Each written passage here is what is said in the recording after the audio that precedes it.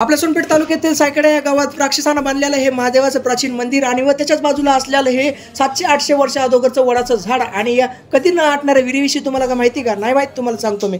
Hello मित्रांनो, मी आहे तुमचा प्रथम दीक्षित. मी आज निघालतो सायकडा या ठिकाणी. ह्या मंदिराचा इतिहास काय ते जाणून गेला तर सगळ्यात पहिल्यांदा सुरुवात करा म्हणलं गणपतीच्या नावानं. सगळ्यात पहिल्यांदा गणपतीचे दर्शन करून मी निघालो सायकडा या ठिकाणी. पुन्हा आपले इथं मित्र भेटले. मित्र म्हणले चला मंदिराचं जाऊ.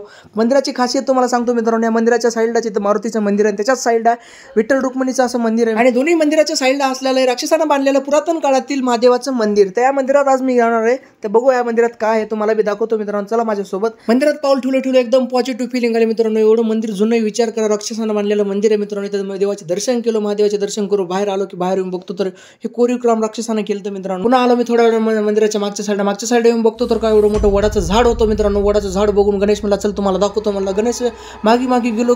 एवढं डेंजर वातावरण दिसलं तर आम्हाला भीती सुद्धा वाटलं. ते सगळे पोरं म्हणले चल काय होत नाही. तर आम्ही त्यांच्या मागे निघालो.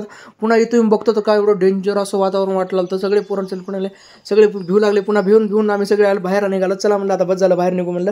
पुन्हा थोड्या वेळानं मी निघालो बाहेर. तर बाहेरून बघतो काय इथं न आटणारे कधी विहीर आहे मित्रांनो. इथं पाणी कधीच आटत नाही विहिरीचं. विहिरीला एवढं मोठं पाणी आलं तर विहिरीचं पाणी भरून सुद्धा बाहेर निघू लागलं मित्रांनो. काय सांगू. पुन्हा आम्ही थोड्या निघालो तळ्याच्या दिशेनं आलो तर बघितलं इथं तळं एवढं मोठं पाणी आलं. तर तळ्याला बी एवढं भारी वाटलं. तळ्यापाशी येऊन तळ्यापाशी येऊन टाइमपास ते केला. पुन्हा येऊन इकडून बघतो तर वड्याचं झाड एवढं डेंजर दिसला. तर पोरं खाली आले की वड्याच्या झाडाला सुद्धा सोडलं नाही मित्रांनो. एवढं लहानपणीची आठवण काढून दिली या सगळ्यांनी.